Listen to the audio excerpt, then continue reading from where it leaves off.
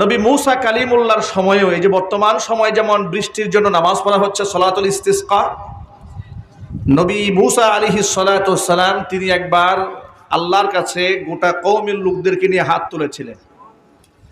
আচ্ছা আপনারা বলেন তো, আমরা পাপিষ্ঠ মানুষ, আমাদের গুনাহ আছে, আল্লাহর কাছে কবুল হতেও পারে নাও হতে পারে। আল্লাহর আমাদের প্রতি রাগ থাকতে পারে, ক্ষোভ থাকতে পারে, আল্লাহ পাক আমাদের প্রতি নারাজও হতে পারেন। আমরা তো সবসময় এই কাজগুলোই করি।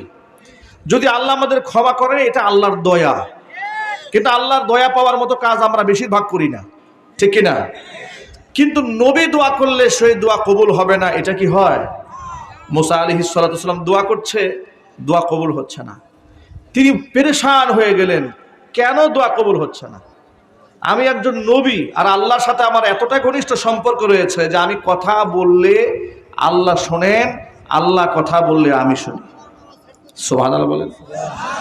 সেই দোয়া কবুল হচ্ছে না।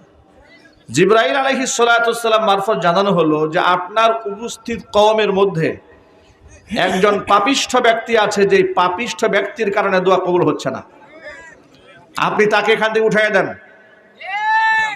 এই অবস্থার মধ্যে নবী মূসা আলাইহিস সালাতু ওয়াস সালাম পেরেশান হয়ে গেলেন। হাজার হাজার মানুষ, কাকে আমি উঠাই দেব, কিভাবে উঠাবো? তিনি বললেন, দেখুন আপনাদের মাঝে এমন একজন ব্যক্তি আছে যার কারণে দোয়া কবুল হচ্ছে না। সবাই পিং পতং নীরবতায় আছে। যে লোকটা প্রকৃত অপরাধী সে তো টের পেয়েছে যে এই পাপিষ্ঠ ব্যক্তি তো আমি। এতগুলো মানুষের সামনে একজন ব্যক্তি দাঁড়াবে, এটা তো নিশ্চয়ই লজ্জার ব্যাপার। এখন তিনি এতটা লজ্জিত হয়েছেন, শরম পেয়েছেন, খুব লজ্জিত। জিবরিল মারফত জানানো হয়েছে যতক্ষণ পর্যন্ত এই পাপিষ্ঠ ব্যক্তি এখান থেকে না সরবে মজলিস থেকে, ততক্ষণ পর্যন্ত দোয়া কবুল হবে না। সর্বশেষ কেউ উঠে না। মূসা কালিমুল্লাহ আবার আল্লাহর কাছে হাত তুললেন যে আল্লাহ, না জানি কোন সে অপরাধীর কারণে দোয়া কবুল হচ্ছে না, কিন্তু এতগুলো মানুষের মধ্যে আমি বাছাই করবো কেমনে? আল্লাহ তুমি দোয়া মঞ্জুর করো, বৃষ্টি দিয়ে জমিনকে সিক্ত করো। আল্লাহ সুবহানাহু ওয়া তাআলা দোয়া মঞ্জুর করে বৃষ্টি দিয়ে এলাকা একদম আল্লাহ পাক সিক্ত করে দিলেন। মূসা কালিমুল্লাহর মনের মধ্যে প্রশ্ন জাগলো, আল্লাহ পাক তো বলেছিলেন যে একজন নাফরমান ব্যক্তি মজলিসে থাকলে দোয়া কবুল হবে না, এখন দোয়া কবুল হলো কি করে? জিবরিল মারফত তাকে জানানো হলো, যিনি নাফরমান ছিলেন তিনি আপনার ঘোষণার পরে এমন ভাবে লজ্জিত হয়ে আল্লাহর কাছে এমন ভাবে চোখের পানি ছেড়ে কান্না করে দিয়েছেন আর মনে মনে দৃঢ় প্রত্যয় গ্রহণ করেছেন, জীবনে আমি আর কোনোদিন পাপাচার করব না। আল্লাহ পাকের কাছে তার এই তওবা মঞ্জুর হয়ে তার তওবার কারণেই আল্লাহ রব্বুল আলামিন এখানে বৃষ্টি বর্ষণ করে দিয়েছেন। আমি অসংখ্য কিসাসের ভেতর থেকে ছোট্ট একটা ঘটনা শিক্ষার জন্য আপনাদের সামনে উপস্থাপন করেছি। উদ্দেশ্য হলো, আপনারা যদি কেউ মনে করেন যে আমার কারণে মাহফিল ক্ষতিগ্রস্ত কেমনে হবে, আমি তো একজন পার্সন, হাজার হাজার মানুষ আছে। অনেক সময় দুই একজন ব্যক্তির কারণে পুরা পরিবেশ নষ্ট হয়ে যেতে পারে, ঠিক কিনা বলেন? এই জন্য কোনো ব্যক্তির কারণে এই জিনিসটা নষ্ট হোক, এটা কি আপনারা চান? যদি না চান, আমি বিনীত অনুরোধ জানাচ্ছি যাদের সামনে ফাঁকা জায়গা আছে, মেহেরবানি করে একটু এগিয়ে এসে জায়গাটা পূর্ণ করে একটু সুন্দরভাবে বসতে হবে ইনশাআল্লাহ। আমি 1 মিনিটের জন্য বিনীত অনুরোধ জানাচ্ছি, সকলে একটু দাঁড়ান 1 মিনিটের জন্য। লিল্লাহি তাকবীর। আপনারা সবাই একটু দাঁড়ান, 1 মিনিটের জন্য দাঁড়ান, সবাই দাঁড়ান। লিল্লাহি তাকবীর। সবাই দাঁড়িয়ে যায়, সবাই দাঁড়ান। মাশাআল্লাহ, আলহামদুলিল্লাহ। এই সুযোগে এই যে আমার বাম পাশে যে সমস্ত ভাইরা দূরে দাঁড়িয়ে আছেন, এই যে বাম পাশে, আপনাদেরকে দেখতে আমার কষ্ট হচ্ছে, আপনারাও আমাকে দেখতে কষ্ট হচ্ছে। আপনাদের যদি আপনি একটু চেপে বসেন, আপনারাও আমাকে খুব সহজে কাছাকাছি দেখতে পাবেন, আমিও আপনাদেরকে কাছাকাছি দেখতে পাবো ইনশাআল্লাহ। এই ফাঁকে যাদের সামনে ফাঁকা জায়গা, মেহেরবানি করে আজমতের সাথে মহব্বতের সাথে বসে পড়েন, বসে যান। এখন চোখের ইশারায় কথা বলেন, মুখে কেউ কথা বলবেন না, শুধু চোখের ইশারায়। আলহামদুলিল্লাহ আলহামদুলিল্লাহ নাহমাদুহু ওয়া নাস্তাঈনুহু ওয়া নাস্তাগফিরুহু ওয়া নাউযু বিল্লাহি মিন শুরুরি আনফুসিনা ওয়া মিন সাইয়্যাতি আ'মালিনা। من يهده الله فلا مضل له ومن يضلله فلا هادي له ونشهد أن لا إله إلا الله وحده لا شريك له ونشهد أن سيدنا ونبينا وحبيبنا وشفيعنا ومولانا محمدا عبده ورسوله الذي أرسله بالحق بشيرا ونذيرا وداعيا إلى الله بإذنه وسراجا منيرا أما بعد فأعوذ بالله من الشيطان الرجيم بسم الله الرحمن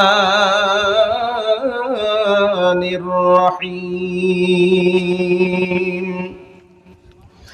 وعباد الرحمن الذين يمشون على الأرض هونا وإذا خاطبهم الجاهلون قالوا سلاما والذين يبيتون لربهم سجدا وقياما وقال تعالى في شان حبيبه ومحبوبه آمرا ومخبرا إن الله وملائكته يصلون على النبي يا أيها الذين آمنوا صلوا عليه وسلموا تسليما اللهم صل على محمد وعلى آل محمد كما صليت على إبراهيم وعلى آل إبراهيم إنك حميد مجيد اللهم بارك على محمد وعلى آل محمد كما باركت على إبراهيم وعلى آل إبراهيم إنك حميد مجيد محبতের সাথে জবান ছেড়ে দিয়ে সকলে মিলে কিছুক্ষণ জিকির করুন লা ইলাহা لا إله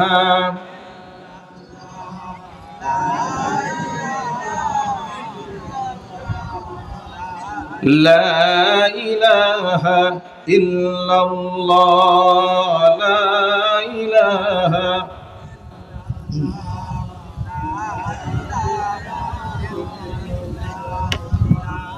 لا إله إلا الله لا إله إلا الله لا إله إلا الله محمد رسول الله صلى الله عليه وسلم ঐতিহ্যবাহী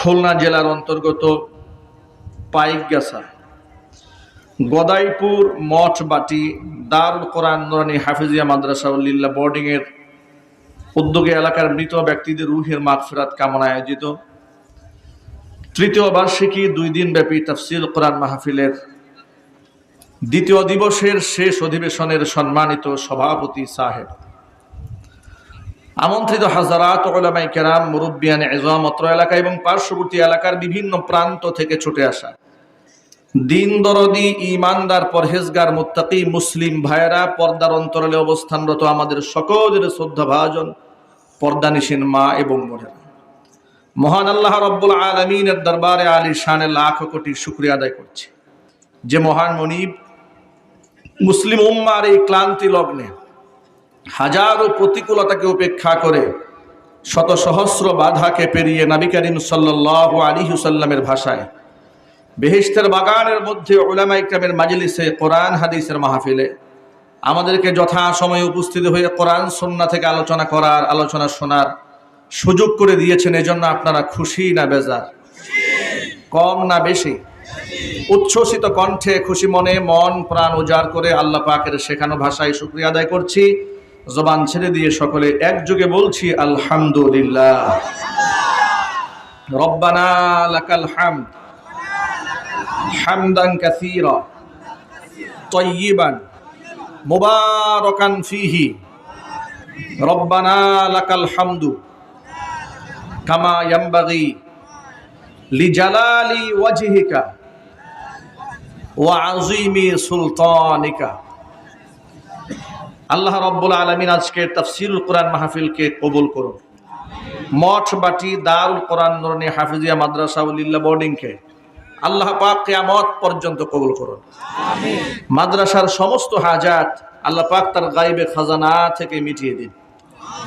অক্লান্ত পরিশ্রম করে এই জান্নাতের বাগান যারা সাজিয়েছেন, দূরদারাজ থেকে শোনার জন্য যারা এসেছেন, আজকের মাহফিলের ওসিলা করে আল্লাহ রাব্বুল আলামিন সকলকে পরিপূর্ণ হেদায়েত নসিব করুন। অত্র এলাকার সমস্ত মুর্দেগানের কবর আযাব আল্লাহ পাক কিয়ামত পর্যন্ত বন্ধ করে দিন। কাল হাসরের কঠিন ময়দানে এই আয়োজন আল্লাহ পাক আমাদের সকলের নাজাতের জারিয়া হিসেবে কবুল করুন। প্রিয় বন্ধুগণ, এক বাক্যে জবাব দিয়ে বলুন তো হেদায়েত দেওয়ার মালিক কে? পৃথিবীর কোন পীরের হাতে হেদায়েতের মালিকানা আছে? কোন আলেমের হাতে? কোন দরবেশের হাতে?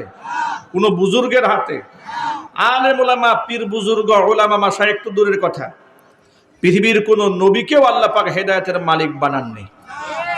নবীগণ যদি হেদায়েতের মালিক হতেন তাহলে নবীগণের প্রিয় ভাজন যারা ছিলেন হেদায়েত শূন্য হয়ে দুনিয়া থেকে কেউ বিদায় নিতেন না। পৃথিবীর প্রথম নবী, প্রথম মানুষ আদম আলাইহিস সালাতু ওয়াস সালামের কলিজার টুকরার সন্তান হাবিল এবং কাবিল, দুজনের মধ্যে হত্যাকাণ্ড সংঘটিত হতো না হেদায়েতের মালিকানা যদি নবী আদম আলাইহিস সালাতু ওয়াস সালামের হাতেই থাকতো। হেদায়েতের মালিকানা যদি নবী নূহ আলাইহিস সালাতু ওয়াস সালামের হাতে থাকতো তাহলে কলিজার টুকরার সন্তান কেনান কুফফারদের সাথে মিলিত হয়ে আল্লাহ পাকের গজবে প্লাবিত হয়ে দুনিয়া থেকে ধ্বংস হতেন না। হেদায়েতের মালিকানা যদি জাতির পিতা ইব্রাহিম আলাইহিস সালাতু ওয়াস সালামের হাতেই থাকতো, কলিজার টুকরা নয়নমণি তার শ্রদ্ধাভাজন পিতা আজর মূর্তি পূজারী হয়ে মুশরিক অবস্থায় দুনিয়া থেকে বিদায় নিতেন না।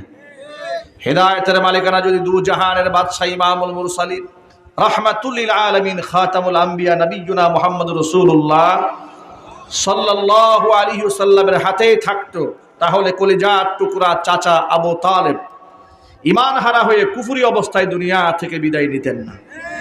এর দ্বারা খুব স্পষ্ট প্রমাণ হয় হেদায়েতের মালিককে। যদি নবীগণই হেদায়েতের মালিকানা নিতে না পারেন তাহলে ওলিয়া উলিয়া পীর বুজুর্গ বক্তা তারা হেদায়েতের মালিক কোশ্চিন কালেও ছিলেন না, বর্তমানে নেও, ভবিষ্যতে হওয়ার কোনো সম্ভাবনাও নাই। যেহেতু মালিক আল্লাহ রাব্বুল আলামিন, সুতরাং আমরা আল্লাহর কাছে খুতবার শুরুতেই আল্লাহর কাছে এই দোয়া করি, আল্লাহ পাক যেন উপকারী ফায়দামান কোরআন সুন্নাহ থেকে আমাদের জীবন ঘনিষ্ঠ আলোচনাগুলো করার, শোনার, সেই অনুযায়ী আমল করার তৌফিক আমাদেরকে দান করেন। কোরআন মাজিদ হেদায়েতের কিতাব, পৃথিবীর মধ্যে একমাত্র কিতাব যে কিতাবের অসংখ্য হাফেজ আল্লাহ পাক তৈরি করেছেন। আজকে ছোট্ট ছোট্ট মাসুম বাচ্চারা মাথার মধ্যে পাগড়ি পড়েছে, তাদের গার্জিয়ানদের মাথায় কাপড়ের টুপি সম্মানের জন্য পরিয়ে দেওয়া হয়েছে। কাল কিয়ামতের ময়দানে আল্লাহ পাক তাদেরকে নূরের টুপি পরাবেন। শুধু কি নূরের টুপি পরিয়ে খানতে হবেন? ওয়ায়ুকসা হুল্লাতাইন, বাবা এবং মাকে আল্লাহ পাক এত মূল্যবান দুটা জামা পরাবেন তার মা এবং বাবাকে। লা তাকুমু লাহুমাদ দুনিয়া, হাদিস শরীফের মধ্যে এসেছে পৃথিবী বিক্রি করলেও ও জামার মূল্য দেওয়া সম্ভব হবে না।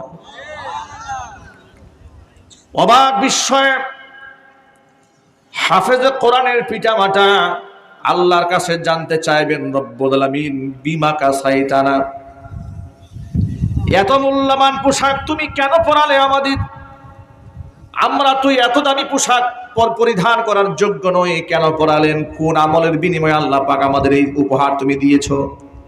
ফায়ুকালু লাহুমা, আল্লাহর পক্ষ থেকে জবাব দেওয়া হবে, বিআখযি ওয়ালাদিকুমাল কুরআন, তোমাদের সন্তানরা এই কোরআন পড়েছিল, তোমাদের সন্তানরা কোরআনকে বক্ষে ধারণ করেছিল, এই অনুযায়ী আমল করেছিল।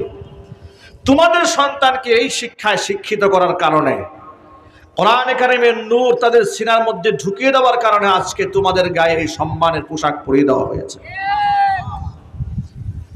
উপস্থিত সকল ভাই এবং পর্দার অন্তরে মা এবং বোনদেরকে আমি বলবো, স্বপ্ন দেখুন, নিয়ত করুন, চেষ্টা করুন, একজন হাফেজ কোরআনের বাবা হবেন, একজন আলেমের মা হবেন। স্বপ্ন দেখুন, একজন আলেমের বড় ভাই হবেন, একজন আলেমের সাথে বন্ধুত্ব রাখবেন।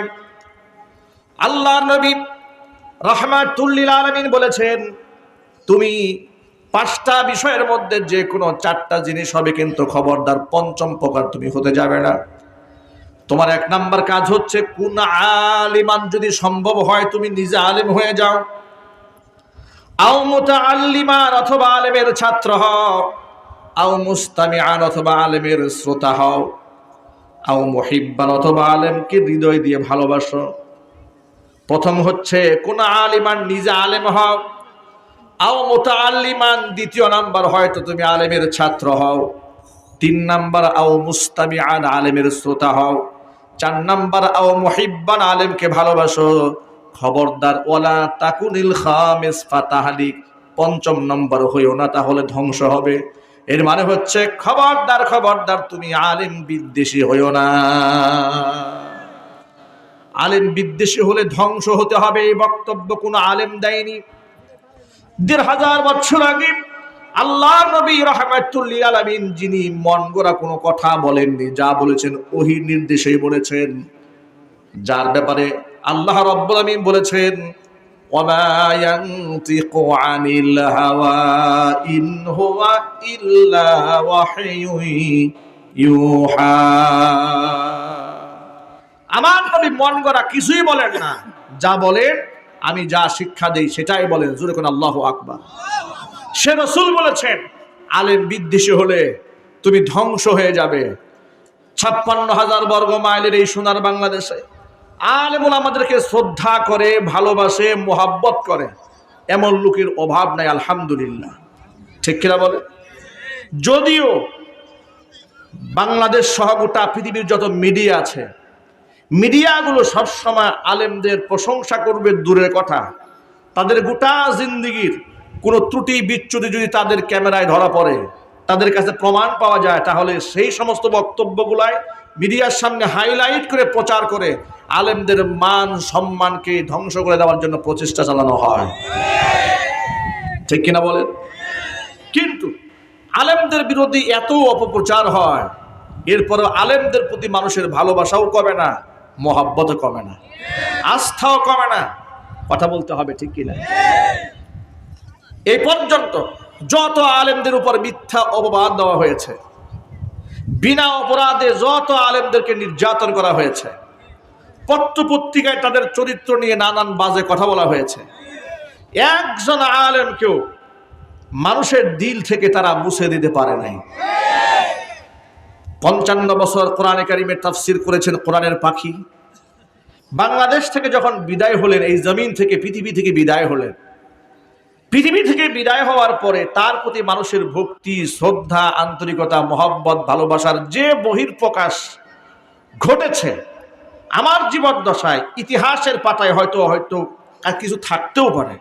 আমার জীবদ্দশায় মানুষের প্রতি মানুষের এমন ভক্তি, তাও সাধারণ মানুষের প্রতি, সেটা আমি জীবনে কখনো দেখিনি, জীবনে কখনো শুনেও নি।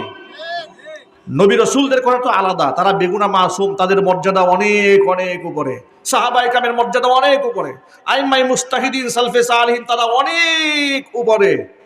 কিন্তু 21 শতাব্দীতে এসে পাপ পঙ্কিলতায় পরিপূর্ণ একটি সমাজ ব্যবস্থার মধ্যে একজন কোরআনে কারিমের খাদেম 55 বছর কোরআনের কথা বললেন, মর্যাদা আল্লাহ পাক এমন বাড়ালেন, এমন মর্যাদা বাড়িয়ে দিলেন যার জানাজার নামাজের মধ্যে বাধা দিয়েও লোকদেরকে ঠেকিয়ে রাখা গেল না। এই শ্রদ্ধা মোহাব্বত কে দান করেছেন বলেন তো আপনারা? এটা কি টাকা দিয়ে হয়, শক্তি দিয়ে হয়, ক্ষমতা দিয়ে হয়? বরং টাকা এবং ক্ষমতা দিয়ে যারা সম্মান কেড়ে নিতে চায়, মৃত্যুর পরে মাইকিং করে জানাজার নামাজের মধ্যে তাদের লোক খুঁজে পাওয়া যায় না। কোরআন মাজিদের মধ্যে আল্লাহ পাক বলেছেন, ইন্নাল্লাযীনা আমানু ওয়া আমিলুস সলিহাতি সায়াজআলু লাহুমুর রাহমানু উদ্দা। নিশ্চয় যারা ঈমান আনে, ওয়া আমিলুস সলিহাত, ভালো কাজ করে, সায়াজআলু লাহুমুর রাহমানু উদ্দা, আমি আল্লাহ পাক ওই সমস্ত ব্যক্তিদের জন্য মানুষের অন্তঃকরণে মহাব্বত তৈরি করে দেই। আলেমদেরকে মানুষ কত ভালোবাসে দেখেন, কেন মহাব্বত তৈরি হয় লক্ষ্য করেন। মিডিয়াতে আলেমদেরকে জঙ্গিবাদ, মৌলবাদ, রাজাকার, আল বদর, আল শাম, রাষ্ট্রদ্রোহী, দেশদ্রোহী, এখনো কিছু নাই যা অপপ্রচার না করা হয়। একটু যদি বলতে হবে ঠিক কিনা বলেন।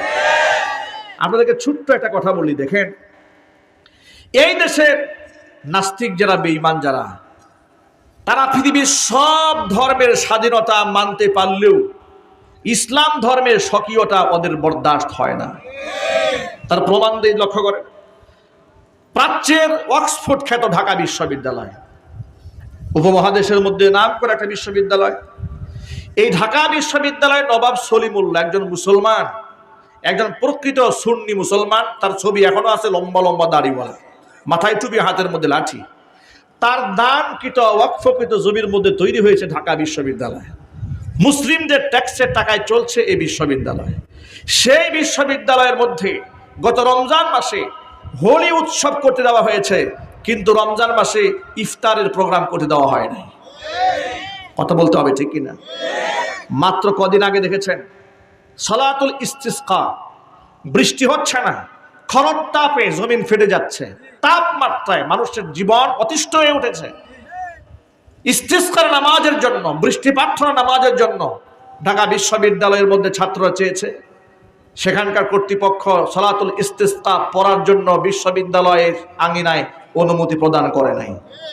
পক্ষান্তরে শিখ সম্প্রদায়ের লোকেরা হাতের মধ্যে তলোয়ার নিয়ে তারা তাদের ধর্মীয় অনুষ্ঠান তলোয়ার শোডাউন করেছে, এখানে কোনো বাধা নাই। এরপরে মুসলিম ভাইরা ইসলামের স্বকীয়তা রক্ষায় নরসিংদীর এক তালেবুল ইলম ছাত্র ভাই ঘোড়ার পৃষ্ঠে সওয়ার হয়ে মিছিল করেছিলেন।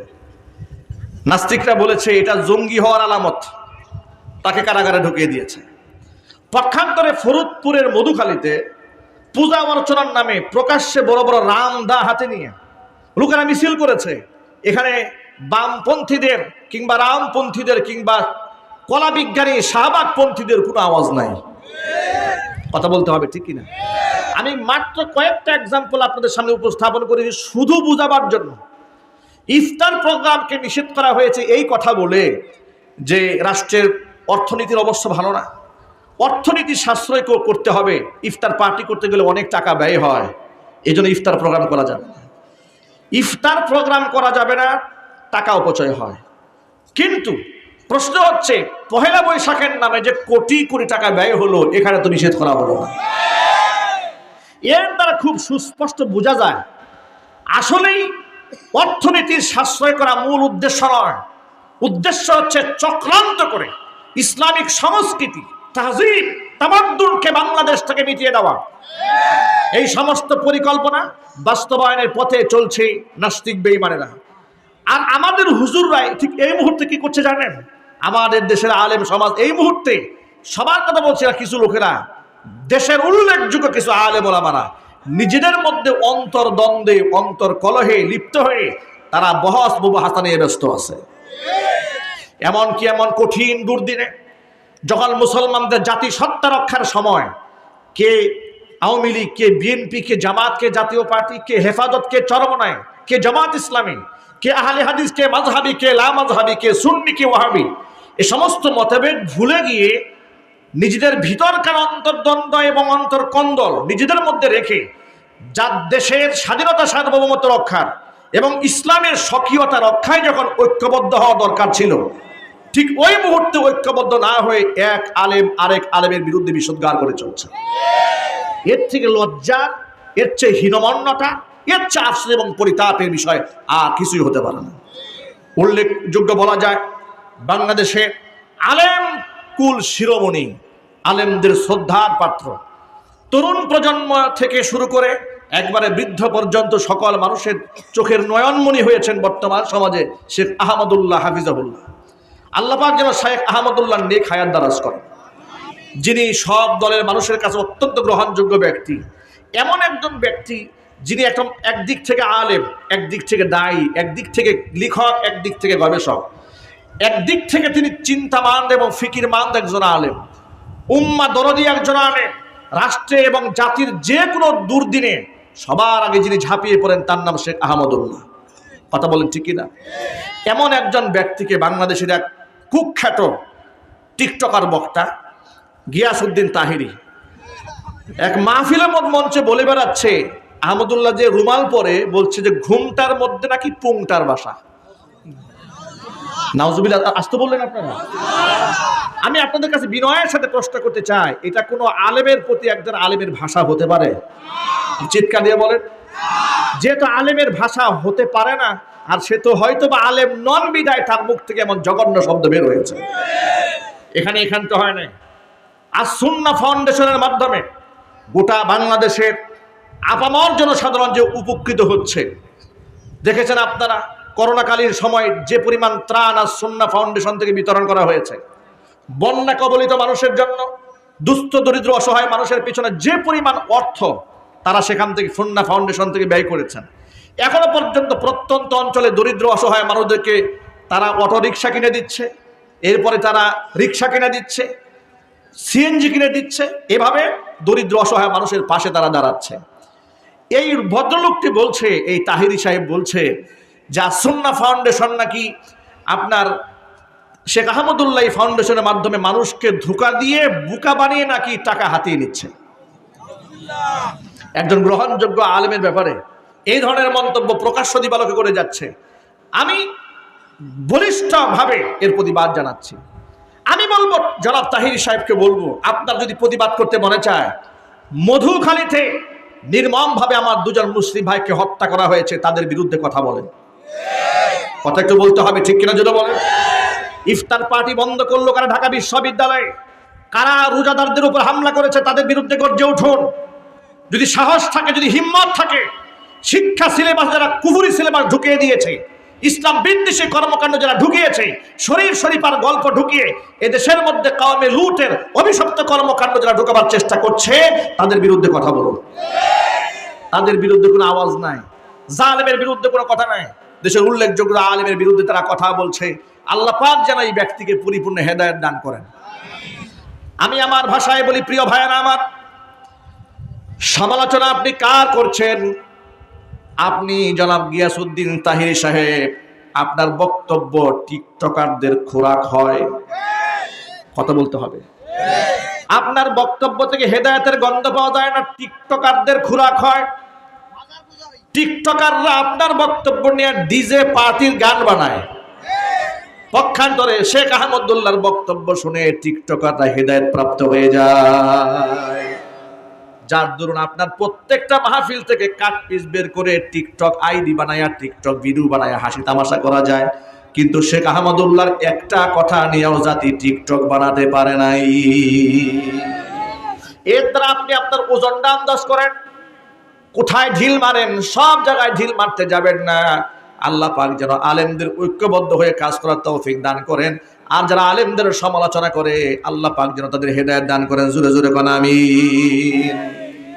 ও যুবক ভাইরা আমার, যে কথাটা আমি বলতে চেয়েছিলাম আপনাদের সামনে, উম্মার এখন দুর্দিন চলছে। আলেমদের উচিত, এখন সকল ভাইদের উচিত ভেদাভেদ ভুলে গিয়ে হক্কানে আলেমদের নেতৃত্বে ময়দানে জমা হয়ে যাওয়া, এক হয়ে যাওয়া। কে কওমি আলেম, কে আলিয়ার আলেম, ভেদাভেদ করার সময় নেই। মুসলমানদের ঐক্যবদ্ধ হওয়ার দরকার আছে না নাই? কোরআন মাজিদের মধ্যে আল্লাহ পাক বলেছেন, ওয়াতাসিমু বিহাবলিল্লাহি জামিআন ওয়া লা তাফাররাকু। তোমরা আমি আল্লাহর রজ্জুকে মজবুত ভাবে আঁকড়ে ধরে রেখো, তোমরা বিচ্ছিন্ন হয়ে যেও না। মনে রাখা উচিত, প্রত্যেকটা মুসলমানের মনে রাখা উচিত, এক মুসলমান অপর মুসলমানের ভাই। হিংসা বিদ্বেষ ভুলে যেতে হবে, মনের মধ্যে কোনো অহংকার রাখা যাবে না। দেখুন, ইসলাম এমন একটা মানবিক এবং উদার ধর্ম। ইসলাম শুধুমাত্র গতানুগতিক কিছু নামাজ রোজার কথা বলে নাই, গোটা জীবনটাকে সাজিয়ে গুছিয়ে গোটা জাতির সামনে উপস্থাপন করে দিয়েছে ইসলাম। চিল্লায় কোন আল্লাহু আকবার। এখনো কিছু নাই যা ইসলামে নাই। আমি আজকে আমার খুতবার মধ্যে কোরআন কারীম থেকে সূরাতুল ফুরকানের 63 এবং 64 নম্বর আয়াতে কারিমা আপনাদের সামনে উপস্থাপন করেছি। আল্লাহ রাব্বুল আলামিন আয়াতের মধ্যে তার মাহবুব বান্দা যারা, পেয়ারা বান্দা যারা, তাদের কিছু বৈশিষ্ট্য বর্ণনা করেছেন। আমরা এখানে যারা বসে আছি, আমরা আল্লাহ পাকের কোরআনের কথার সাথে মিলাতে চাই যে আমরা কি আল্লাহ পাকের পেয়ারা বান্দা হতে পেরেছি না পারি নাই। এটা কোরআন শরীফের আয়াত থেকে জেনে নেওয়ার দরকার আছে না? প্রিয় ভাইরা বলেন না, দরকার আছে না নাই? আল্লাহ রাব্বুল আলামিন কি বলেন শোনেন, وعباد الرحمن الذين يمشون على الأرض هونا وإذا خاطبهم الجاهلون قالوا سلاما। সূরা ফুরকানের 63 নম্বর আয়াত, 19 নম্বর পারার হিফজ কোরআন মাজিদের 4 নম্বর পৃষ্ঠার মধ্যে আল্লাহ বলছেন, আমি আল্লাহর বান্দা যারা, যারা আমি আল্লাহর, আমি দয়াময় আল্লাহ পাকের বান্দা যারা, তাদের বৈশিষ্ট্য হচ্ছে ইয়ামশুনা আলাল আরদি হাওনা। জমিনের মধ্যে যখন তারা হাঁটবে, অহংকার করে হাঁটবে না, অত্যন্ত বিনয়ের সাথে হাঁটবে। কারণ হচ্ছে অহংকার কোনো মানুষ করতে পারে না। অহংকারের মালিক মানুষ নন, অহংকারের একমাত্র মালিক কে? অহংকার কাকে বলে এই কথাটা একটু বোঝা দরকার আমাদের, না দরকার নাই? অহংকার কাকে বলে দেখেন, সাহাবী প্রশ্ন করে, হে আল্লাহর রাসূল, কোন ব্যক্তি এমন আছে তার তবিয়তটা এমন, তার জামাটা সুন্দর হয়, গায়ের জামা যেমন সুন্দর থাকে, স্যান্ডেলটা সুন্দর হয়। হুজুর, এই যে গায়ের জামা সুন্দর হওয়া, স্যান্ডেল সুন্দর হওয়া, এটা কি অহংকারের আলামত নাকি? নবী করিম সাল্লাল্লাহু আলাইহি ওয়াসাল্লাম বললেন, না, এটা অহংকার নয়। ইন্নাল্লাহা জামিল ইউহিব্বুল জামাল। আল্লাহ নিজে সুন্দর, সৌন্দর্যতাকে আল্লাহ ভালোবাসেন। তাহলে অহংকারের সংজ্ঞা কি? নবী নিজে অহংকারের সংজ্ঞা শিখাই দিলেন। শোনো অহংকার কাকে বলে। আল্লাহর হাবিব বলেন, অহংকার হচ্ছে বাতারুল হাক্কি ওয়া গামতুন নাস, সত্যকে অস্বীকার করা এবং মানুষকে তুচ্ছ জ্ঞান করা। আপনি যত বড় আলেম হন না কেন, আমি যত বড় বক্তা হই না কেন, এমন অহংকার যদি আমার নিজের মধ্যে ঢুকে যে আমি কাউকে সালাম দেব না, সবাই শুধু আমারে সালাম দেবে, আমি কারোর সাথে মুসাফা করব না, এমনকি এমন আচরণ যদি আমার মধ্যে ঢুকে, কোনো মুসলমান হাত বাড়িয়েছে মুসাফার জন্য, আমি বললাম চলে যাও, মুসাফার সময় নেই, আমি তার দিকে ভ্রুক্ষেপ করলাম না, শারীরিক উযর ছাড়া। শারীরিক উযর থাকতে পারে, তার ব্যস্ততা থাকতে পারে, ভিন্ন জিনিস। ও কারণে মানে ভিতরে একটা ভাব আসছে যে না, আমি এই গরিব লোকের সাথে মুসাফা করবো না, করবো না, আমি তো সেলিব্রিটি, আমি তারকা খ্যাত আলেম, আমি কেন ওর সাথে মুসাফা করবো? এই মনোভাব যদি কোনো আলেমের মধ্যে থাকে, ওই আলেমের সাথে শয়তানের সাথে কোনো পার্থক্য নেই। কথা বলতে হবে, ঠিক কিনা? আমি এটা আলেমদেরকে দিয়েই বুঝিয়ে দিলাম। আপনি বড় ব্যবসায়ী, আপনি ব্যবসা করেন, এলাকার মধ্যে বিরাট ব্যবসা প্রতিষ্ঠান আছে, আপনি শুধু চেয়ারে বসে থাকেন, পাটা বাড়ায় রাখেন, অপেক্ষায় থাকেন, আমি কাউকে সালাম দেব না, সবাই এসে আমার সালাম দেবে, আমি চেয়ারম্যান সাহেব, আমি এমপি সাহেব, আমি মন্ত্রী বাহাদুর, আমি কাউকে সালাম দেব না, সবাই এসে আমাকে সালাম দেবে। এই যে মনোভাব, নিজেকে শ্রেষ্ঠ মনে করার এই আখলাকগুলো আমাদের মধ্যে আছে না নাই? কথা বলেন। কাউকে সালাম দিবে দূরের কথা, যারা অহংকারীদের আখলাকটা দেখেন, কাউকে তো নিজে সে সালাম দেবেই না, গরিব মানুষ যদি কেউ তার সালাম দেয়, সালামের জবাবটা পর্যন্ত মুখ দিয়ে নিতে চায় না কোনো মতে। ব্যাস, আছে না নাই? শুধু খুল নাই এরকম নাই, আছে না নাই? কিংবা কথা বলার সময় ব্যক্তির চেহারার দিকে তাকিয়ে কথাও বলে না, আরেক দিকে তাকায় কথা বলছে। সব অহংকারের আলামত। আপনাদেরকে ছোট্ট একটা আমল শিখাই দেই। কারো মধ্যে যদি এই অহংবোধ তৈরি হয়ে যায়, নবী করিম সাল্লাল্লাহু আলাইহি ওয়াসাল্লাম একটা ট্রিটমেন্ট দিয়েছেন, চিকিৎসা দিয়েছেন ১৫০০ বছর আগে। নবীজি বলেছেন, মান বাদা বিস সালাম ফাকাদ বারিআ মিনাল কিবরি। যে ব্যক্তি আগে সালাম দেয় ওই ব্যক্তি অহংকার থেকে মুক্ত হয়ে যায়। আচ্ছা ভাইয়েরা, আপনারা বলেন তো, এই পৃথিবীতে নবী করিম সাল্লাল্লাহু আলাইহি ওয়াসাল্লামের চেয়ে দামি মানুষ আছে? সবাই কিন্তু জবাবটা দেন নাই। এটা একটা ইমানি প্রশ্ন। এই আসমানের নিচে জমিনের উপরে একটা পৃথিবী সৃষ্টি লগ্ন থেকে আজকের পর্যন্ত, আজকে থেকে কিয়ামত পর্যন্ত আমাদের নবী দু জাহানের বাদশা ইমামুল মুরসালিন রাহমাতুল লিল আলামিন খাতামুল আম্বিয়া নবিয়ুনা মুহাম্মদ রাসূলুল্লাহ সাল্লাল্লাহু আলাইহি ওয়াসাল্লামের চেয়ে দামি মানুষ বিগত জীবনে ছিল, বর্তমানে আছে, ভবিষ্যতে হওয়ার কোনো সম্ভাবনা আছে? এমন একজন ব্যক্তি, সাহাবায়ে কেরাম তাকে সালাম দেওয়ার জন্য চেষ্টা করতেন, নবীজি সাল্লাল্লাহু আলাইহি ওয়াসাল্লাম আগে সালাম দিয়ে দিতেন। আবু বকর সিদ্দিক রাদিয়াল্লাহু তাআলা আনহু বলেছেন, নবীজিকে আগে সালাম দেওয়ার জন্য দেয়ালের আড়ালে আড়ালে দাঁড়িয়ে থাকতাম যাতে করে অ্যাডভান্স সালাম দিতে পারি। সালাম দেব কথা চিন্তা করতে না করতেই নবীজি আমাদেরকে আগে সালাম দিয়ে দিতেন। আর আমরা কি হয়েছি, কি অহংকার আমাদের! বাপ দাদা ভিক্ষা করে খেয়েছে, অল্প দিন কিছু টাকার মালিক হয়েছে, গরমে এলাকার মধ্যে আর পা পড়ে না। কথা বলেন না, ঠিক কিনা বলেন? গরমে তার কাছে যাওয়া যায় না। তার মুখের ভাষা, তার অ্যাটিটিউড, তার আচরণ, তার মুআমালাত মুআশারা সব বদলে গেছে। এখন আর তার দিকে ফিরে তাকানো যায় না। সে যখন হাঁটে মনে হয় জমিনে পা পড়ে না, যদি পারে তো লুঙ্গি খুলে হাঁটে। ঠিক কিনা বলেন? অহংকার, অহংকার করবেন না। অহংকার বড় মারাত্মক কবিরা গুনাহ। অহংকার করার মালিককে হাদিসে কুদসিতে এসছে, আল্লাহ পাক বলেন যে অহংকার কত খারাপ জিনিস। শোনো, আল কিবরিয়া উরিদাই ওয়াল আজমাতু ইজারি। অহংকার হচ্ছে আমি আল্লাহর গায়ের চাদর, আর বরত্ব হচ্ছে আমি আল্লাহর পরনের লুঙ্গি। আল্লাহ অহংকারকে নিজের গায়ের চাদরের সাথে, বরত্বকে নিজের পরনের লুঙ্গির সাথে তুলনা কেন করলেন? অথচ আল্লাহ রাব্বুল আলামিন কি লুঙ্গি পরেন? আওয়াজ নাই, একটু জোরে বলেন।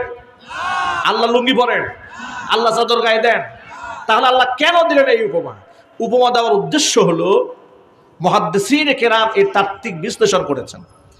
একজন ব্যক্তি গালমন্দ করেন যতটা কষ্ট পায়, একজন ব্যক্তির অর্থ আত্মসাৎ করেন যতটা কষ্ট পায়, যতটুকু না সে কষ্ট পায় তার জামা ধরে টান দিলে, তার যদি পোশাক টেনে ছিঁড়ে ফেলেন, এর চেয়ে বেশি কষ্ট সে মনের মধ্যে আর পাবে না।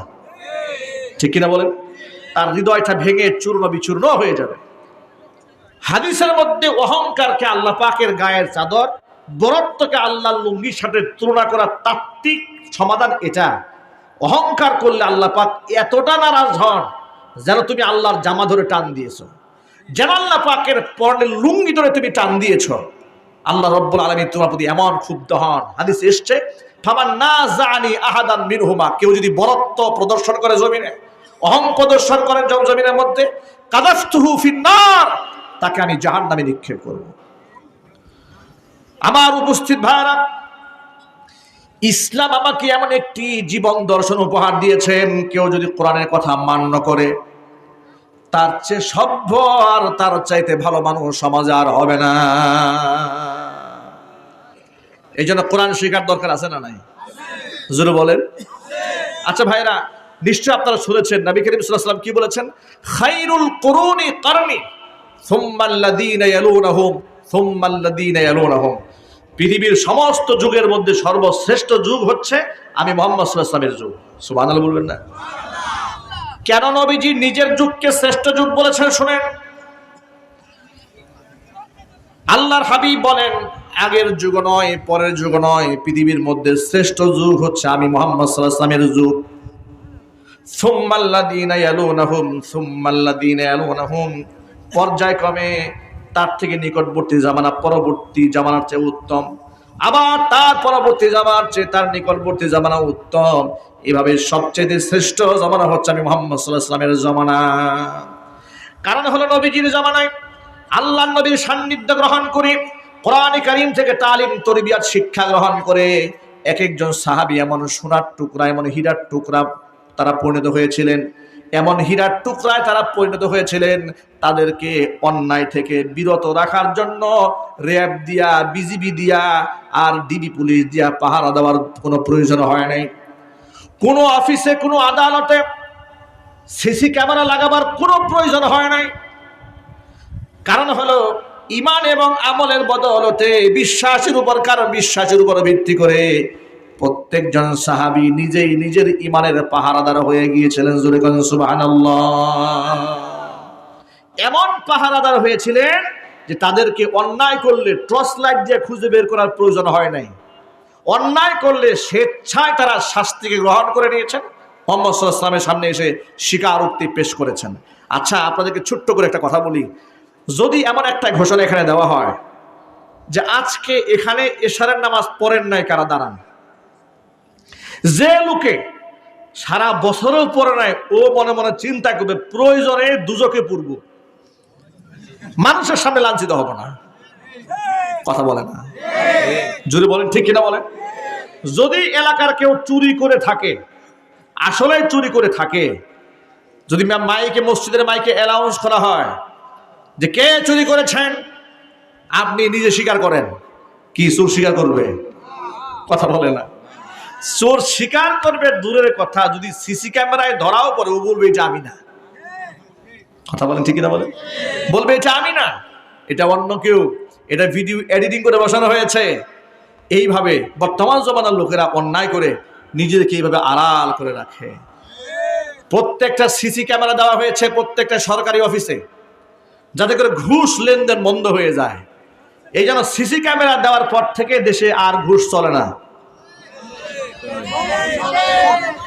কথা বলতে হবে, চলে না। আজীব ব্যাপার কি জানেন? কোথায় যাবেন সব জায়গায় ঘুষ, সব জায়গায় দুর্নীতি, ঠিক কিনা বলেন। সিসি ক্যামেরা দেওয়ার পরে কি হয়েছে দেখেন। সিসি ক্যামেরা দেওয়ার ফলে যে কাজটা হয়েছে, ঘুষের লেনদেন এখন আর সিসি ক্যামেরার নিচে হয় না। সেক্রেটারি দিয়ে বলা হয় যে স্যারে আপনাকে এই হোটেল রেডিসনে একটু চায়ের দাওয়াত দিয়েছে। কথা বলতে হবে, ঠিক কিনা বলেন। স্যার তো আপনার খুব মহব্বত করে, স্যার আপনার খুব ভালোবাসে, আপনি যে ফাইলটা নিয়ে আসছেন কোনো টেনশন করবেন না, স্যার তো আপনার দেখেই পছন্দ করে ফেলছে, স্যার আপনাকে একটু 5 স্টার দাওয়াত দিয়েছে, একটু কফি খাবে আপনার সাথে বসে। কথা বলেন ঠিক কিনা বলেন। এই হচ্ছে অবস্থা। কিন্তু এখানে চুরি হয়, জেনা হয়, বদমাশি হয়, খুন হয়, ধর্ষণ হয়, সেগুলাকে সহজে ধরা যায় না। ফরিদপুর মধুখালীতে নির্মাণ শ্রমিক দুজন ব্যক্তিকে যারা নির্মমভাবে হত্যা করেছে, তাদের ভিডিও ফুটেজ এখন পুরা দেশবাসীর হাতে আছে। যে চেয়ারম্যান সাহেবের নেতৃত্বে এই নিরীহ দুটা মানুষকে পিটিয়ে হত্যা করা হয়েছে, সেই চেয়ারম্যানটার ফুটেজও আছে। এখন চেয়ারম্যান সাহেব উদাও হয়ে গেছে। উদাও হয়ে যাওয়ার পরে সেখানকার ডিসি সাহেবের পক্ষ থেকে টেলিভিশনে প্রচার করা হয়েছে এবং বিভিন্ন পত্র পত্রিকায় এটা নিউজ দেওয়া হয়েছে। এই চেয়ারম্যান এবং মেম্বার যাদের নেতৃত্বে দুজন মানুষকে খুন করা হয়েছে, এদেরকে ধরিয়ে দিতে পারলে পুরস্কার দেওয়া হবে। আমরাও সরকারের কাছে সবিনয় আবেদন জানাই, অমুসলিম ধর্মাবলম্বী যারা আমাদের দেশে বসবাস করছে, এই দেশে, তারা আমাদের শত্রু নয়। কথা বলেন ঠিক কিনা। আমরা শান্তিতে বিশ্বাসী। আমাদের এই মাহফিলেও অমুসলিম আছে না নাই? চিল্লায় বলেন আছে না নাই? আছে। হিন্দু সম্প্রদায়ের সাথে এদেশের মুসলমানদের বিরোধ নাই, কিন্তু একটা গোষ্ঠী চাচ্ছে এই বিরোধটা লাগাই দিতে। কথা বলেন ঠিক কিনা বলেন। একটা গোষ্ঠী চাচ্ছে বিরোধ লাগাতে। সরকারের কাছে সবিনয় অনুরোধ থাকবে, ফরিদপুর মধুখালীতে যে চেয়ারম্যান এবং মেম্বারের নেতৃত্বে দুজন মুসলিমকে সন্ত্রাসী কায়দায় হত্যা করা হয়েছে, এর সুষ্ঠু বিচার আমরা দেখতে চাই। এই চেয়ারম্যান সাহেব যেখানেই পালিয়ে যাক না কেন, প্রশাসনের সদিচ্ছা যদি থাকে 32 হাত মাটির নিচে পালালেও তাকে গ্রেফতার করা সম্ভব। প্রশাসনের মধ্যে আমাদের অনেক ইমানদার ভাই আছে, তাদেরকে বলবো আপনাদের প্রতি আমাদের শ্রদ্ধা আছে, সম্মান বোধ আছে, আপনারা মেহেরবানি করে কাজটা করবেন।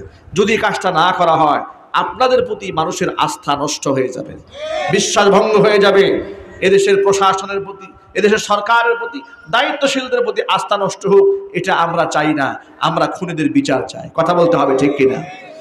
শুধুমাত্র উদাহরণ দিয়ে আপনাদের কাছে বোঝাবার চেষ্টা করেছি। এই পৃথিবীর মানুষেরা বর্তমানে অন্যায় করে পালিয়ে বেড়ায়, ধরা দিতে চায় না, কিন্তু 1500 বছর আগে নবীজি সাল্লাল্লাহু আলাইহি সাল্লামের সময়ে মানুষ যদি শয়তানের ওয়াসওয়াসায় পড়ে কোনো গুনাহ করে ফেলেছে, স্বইচ্ছায় নবী সাল্লাল্লাহু আলাইহি সাল্লামের সামনে স্বীকারোক্তি পেশ করেছে।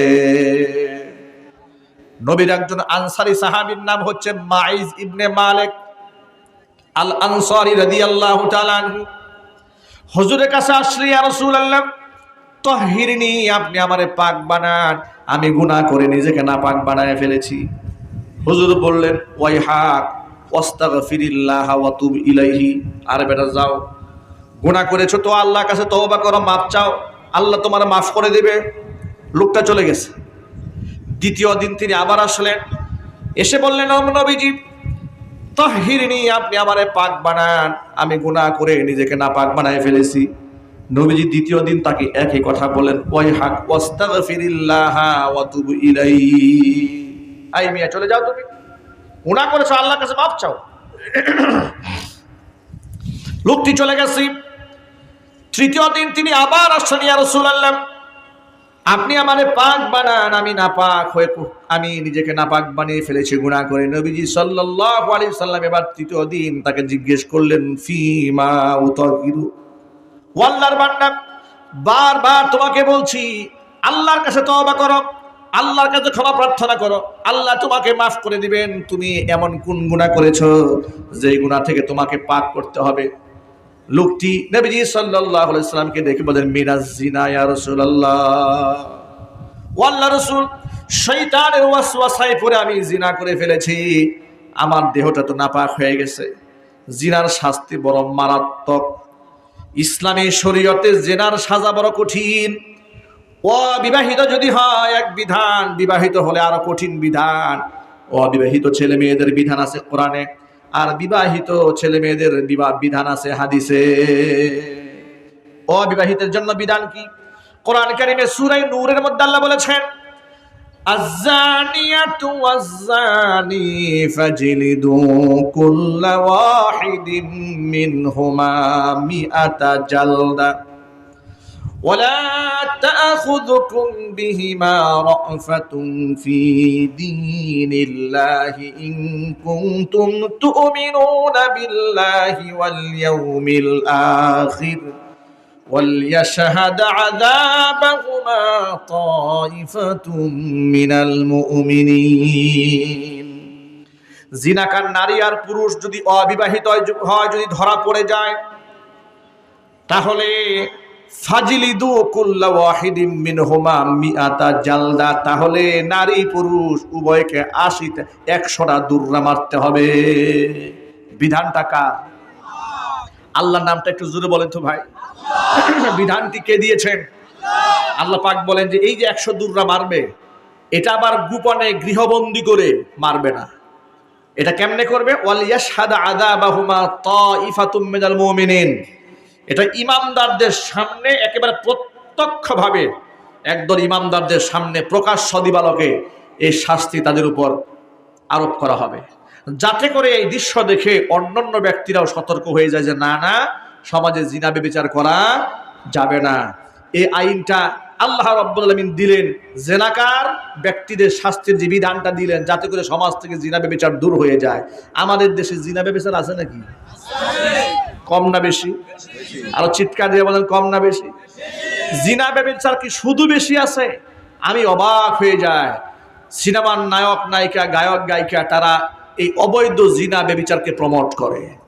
হ্যাপি ভ্যালেন্টাইন্স ডে যখন আসে, তথাকথিত বিশ্ব বেহায়া দিবস উপলক্ষে যত প্রকার নির্লজ্জতা, অবৈধ প্রেম ভালোবাসা, সবগুলাকে নাটক সিনেমার মধ্যে উপস্থাপন করা হয়। যুবকদের চরিত্রকে ধ্বংস করে দেওয়ার জন্য কথা বলতে হবে, ঠিক কিনা? অথচ আমি অবাক হয়ে যাই এই জিনা নিয়ে এদেশের গার্জিয়ানদের কিংবা এদেশের দায়িত্বশীল ব্যক্তিদের কোনো মাথা ব্যথা নাই। আমি খুব স্পষ্ট ভাষায় একটা কথা বলি, অনেক মাহফিলে বলেছি, আজও বলছি, উচিত ছিল বিবাহকে সহজ করা, জিনা ব্যভিচারটাকে কঠিন বানায় দেওয়া দরকার ছিল কিনা জুড়ে বলেন? বিবাহ কি বাংলাদেশে সহজ?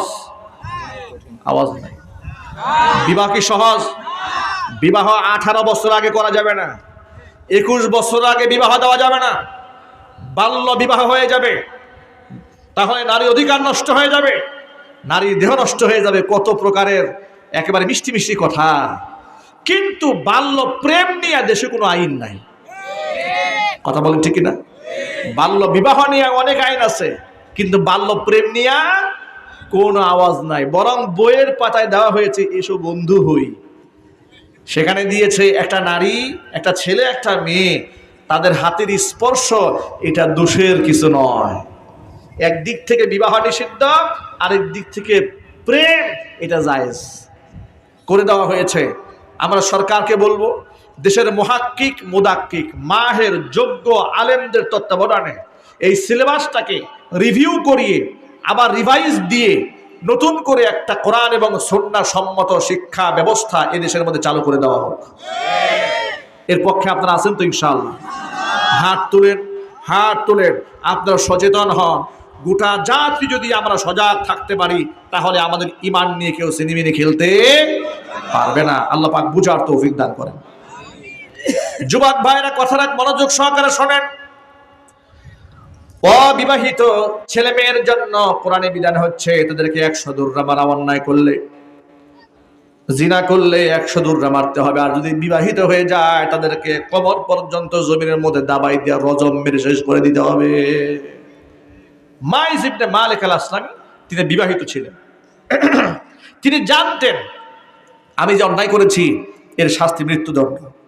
এরপর রসুলের কাছে এসে বলে, হে আল্লাহ রসুল, আমি যে পাপ করছি এই পাপের সাজা যদি দুনিয়াতে আমি ভোগ না করি, আমি জাহান্নামের আগুনে জ্বলতে হবে। আমি জাহান্নামের আগুন নিতে চাই না, দুনিয়াতে আমি মৃত্যুদণ্ডের সাজা আমি হাসি মুখে মেনে নিতে চাই। আল্লাহু আকবার বলেন। নবীজি সাল্লাল্লাহু আলাইহি ওয়াসাল্লামের কথা শোনার পরে, যেহেতু মৃত্যুদণ্ডের রায়টা অনেক কঠিন রায় না, এটা সহজ কোনো ব্যাপার ভাই, একটু মনিটর আওয়াজ দেন স্টেজে, ব্যাপারটা একটু কঠিন। তিনি কি করলেন, ওই মাইজ ইবনে মালিক আল আসলামীর বাড়িতে সাহাবাই কিরামের একদল টিম পাঠালেন, তোমরা যাও তো তার এলাকায়, গিয়ে দেখো তো যে আবিহি জুনুন, তার মধ্যে কোনো পাগলামি আছে নাকি, অথবা কোনো মাতলামি আছে নাকি, একটু এলাকার মানুষ কি বলে, সে সুস্থ কিনা না বেকারগ্রস্ত, একটু তথ্য নিয়ে আসো। সাহাবাই কিরাম গেলেন, এলাকার মানুষের কাছে জিজ্ঞেস করলেন, মাইজ ইবনে মালিক কি অসুস্থ? বলে না, অসুস্থ না। তার মাথা নষ্ট আছে? বলে না না না। সে মদ্যপান করে? বলেন তাও পান করে না। এলাকা থেকে নিশ্চিত হয়ে আসলো। সাহাবাই কিরাম রাসূলের সামনে দাঁড়িয়ে আছেন। মাইজ ইবনে মালিক আল আসলামীর ব্যাপারে নবী সাল্লাল্লাহু আলাইহি ওয়াসাল্লাম রায় ঘোষণা করার পূর্বে হুজুর বলেন, ও সাহাবীরা, তোমরা দেখো তো মাইজ ইবনে মালিক আল আসলামীর মুখের মধ্যে মদের কোনো দুর্গন্ধ আছে নাকি? কারণ মদ খেয়ে মাতাল হয়ে মানুষ কত কথা বলে, নিজের মৃত্যু নিজে তামান্না করছে, হাসি মুখে হুদুদ মেনে নিচ্ছে, এটা বিরাট কঠিন ব্যাপার। আগে দেখো তার মুখের মধ্যে মদের গন্ধ আছে নাকি। সাহাবাই কিরাম মাইজ ইবনে মালিক আল আসলামীর মুখের মধ্যে নাক লাগায় চেক দিলেন যে না, মুখে মদের গন্ধ নাই, আর মাথার মধ্যে কোনো পাগলামিও নাই। যা বলেছেন একেবারে ঠান্ডা মাথায় সুস্থ মস্তিষ্কে তিনি স্টেটমেন্ট দিয়েছেন, সাক্ষী দিয়েছেন। আল্লাহর নবী তার ব্যাপারে হক কায়েমের নির্দেশ প্রদান করলেন। সাহাবায়ে কেরাম তাকে কবর পর্যন্ত জমিনের মধ্যে দাবিয়ে দিয়েছেন। চতুর্পাশ থেকে এবার পাথর নিক্ষেপ শুরু হয়ে গেল। জীবন্ত একটা মানুষের গায়ে যখন পাথর নিক্ষেপ করা হচ্ছে, রক্তাক্ত তার দেহ থেকে রক্তের একটা ফোঁটা ফিনকি দিয়া বের হয়ে এসে নবীজি সাল্লাল্লাহু আলাইহি ওয়াসাল্লামের সাহাবী খালিদ বিন ওয়ালিদ রাদিয়াল্লাহু তাআলা আনহুর গায়ের মধ্যে লেগেছে। খালিদ বিন ওয়ালিদ রাদিয়াল্লাহু তাআলা আনহু মাইসকে অভিশাপ দিয়ে বলছে, ওই হাক, তুমি ধ্বংস হও, তোমার মতো নাপাক ব্যক্তির রক্ত আমার গায়ের মধ্যে স্পর্শ করেছে। নবীজি সাল্লাল্লাহু আলাইহি ওয়াসাল্লাম যখন শুনতে পেলেন খালিদ এই লোকটাকে অভিশাপ দিয়েছে, নবীজি সাল্লাল্লাহু আলাইহি ওয়াসাল্লাম খালিদকে বলেন, খালিদ তুমি এর উপর অভিশাপ দিও না, তাকে বদদুয়া করো না। তার তওবা আল্লাহর কাছে এমন ভাবে কবুল হয়েছে, 70 জন গুনাহগার ব্যক্তির ব্যাপারে যদি তার তওবা পেশ করা হয়, আল্লাহ পাক তার তওবার কারণে 70 জনকেই মাফ করে দিবেন। ভাইরা আমার, আল্লাহ নবীকে বললেন খায়রুল কুরুনি করনি, পৃথিবীর শ্রেষ্ঠ যুগ হচ্ছে আমি মুহাম্মদ সাল্লাল্লাহু আলাইহি ওয়াসাল্লামের যুগ। এটা হচ্ছে তার উজ্জ্বল দৃষ্টান্ত। আর এই মানুষ, এই সোনার মানুষ তারা তৈরি হয়েছিলেন আল্লাহ পাকের কোরআন থেকে শিক্ষা গ্রহণ করার মাধ্যমে। আর আজকে সেই কোরআনের শিক্ষা আমাদের মধ্যে না থাকার কারণে সমাজের মানুষগুলো সব পশু পাখিতে পরিণত হচ্ছে। হিংস্র জানোয়ারকেও হার মানাচ্ছে সমাজের মানুষ। কথা বলতে হবে, ঠিক কিনা বলেন?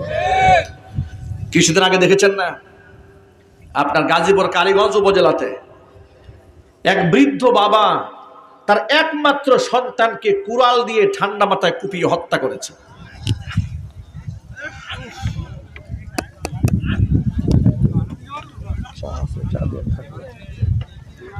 কারেন্ট চলে গেল।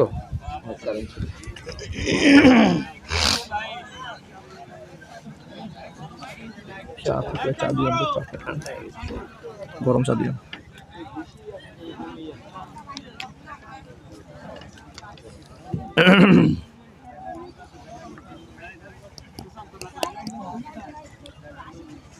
আল্লাহ।